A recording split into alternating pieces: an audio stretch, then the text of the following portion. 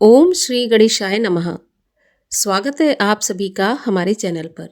आज के इस वीडियो में हम बात करने वाले हैं पौष मास की संकष्टी चतुर्थी का व्रत किस दिन रखा जाएगा, कब चतुर्थी तिथि आरंभ होगी, कब समाप्त होगी, पूजा का शुभ मुहूर्त क्या होगा, राहु काल का समय, चंद्रोदय का समय, सभी के बारे में आज के इस वीडियो में हम बात करने वाले हैं। तो वीडियो को पूरा अवश्य देखिए और अगर वीडियो पसंद आए, जानकारी आपके लिए उपयोगी हो तो वीडियो को लाइक अवश्य कर दीजिए। आपके लाइक से पता चलता है आपको वीडियो हमारा पसंद आया, और अगर जानकारी उपयोगी लगे तो औरों को भी शेयर कर दीजिए। तो चलिए अब शुरू करते हैं आज का वीडियो।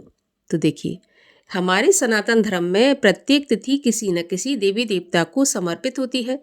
उसी प्रकार चतुर्थी तिथि भगवान श्री गणेश को समर्पित होती है। कृष्ण पक्ष की चतुर्थी संकष्टी के नाम से जानी जाती है और शुक्ल पक्ष की विनायकी चतुर्थी के नाम से जानी जाती है। पौष मास के कृष्ण पक्ष की संकष्टी चतुर्थी को हम अघोरत संकष्टी चतुर्थी के नाम से भी जानते हैं। इस दिन भगवान श्री गणेश का विधि विधान से पूजन किया जाए, व्रत किया जाए तो सभी प्रकार की मनोकामनाएं पूर्ण होती हैं।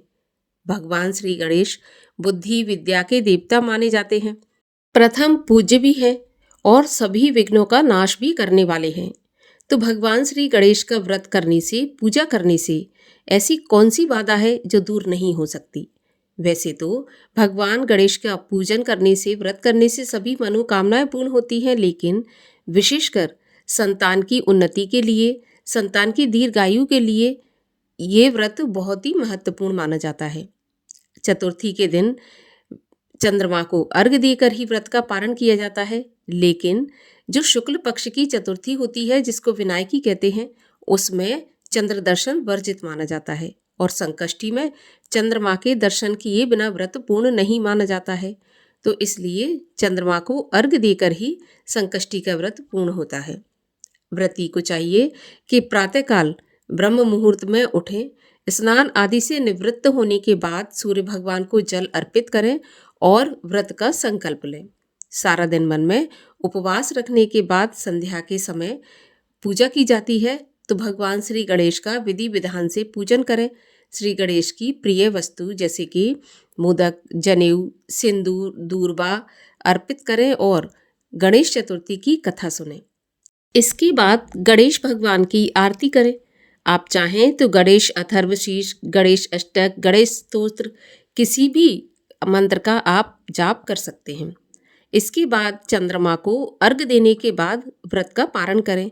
चंद्रमा को अर्घ्य देने के लिए एक लोटा में सादा जल लें, जिसमें थोड़ा सा कच्चा दूध मिलाकर और थोड़ी चीनी डालकर चंद्रमा को अर्घ्य दें।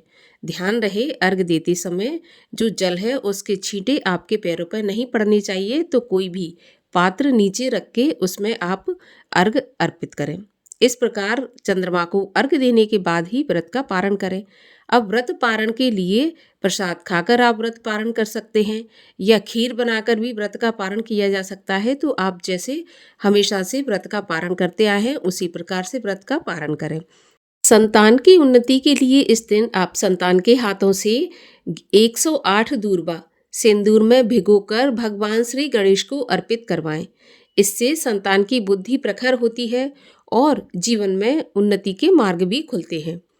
साल 2025 में पौष मास की संकष्टी चतुर्थी का व्रत किस दिन रखा जाएगा, आइए जानते हैं। तो देखिए, चतुर्थी तिथि का प्रारंभ हो जाएगा 7 दिसंबर रविवार की शाम 6:24 से और चतुर्थी तिथि समाप्त होगी 8 दिसंबर सोमवार की शाम 4:03 पर। तो संकष्टी चतुर्थी में संध्या के समय भगवान श्री गणेश की विशेष पूजा की जाती है। तो संध्या के समय हमें चतुर्थी तिथि प्राप्त हो रही है 7 दिसंबर रविवार को, और इसी दिन अखुरत संकष्टी चतुर्थी का व्रत रखा जाएगा। इस दिन पूजा का शुभ मुहूर्त होगा शाम को 5:22 से 5:49 तक। चंद्रोदय का समय होगा रात्रि 7:55 पर और इस दिन राहु काल का समय रहेगा शाम को 4:30 बजे से 6 बजे तक, और राहु काल के समय की गणना अशुभ समय में की जाती है। तो इसीलिए राहु काल के समय पर कोई भी विशेष काम शुभ काम या नया काम प्रारंभ ना करें। तो आशा करती हूँ आपको ये जानकारी पसंद आई होगी। अगर जानकारी पसंद आई हो तो वीडियो को लाइक करके शेयर करिए और इसी प्रकार की जानकारियाँ प्राप्त करने के लिए चैनल को सब्सक्राइब करके बेल आइकन पर क्लिक भी अवश्य कर लीजिए। मिलते हैं अगले वीडियो में, तब तक के लिए जय श्री गणेश।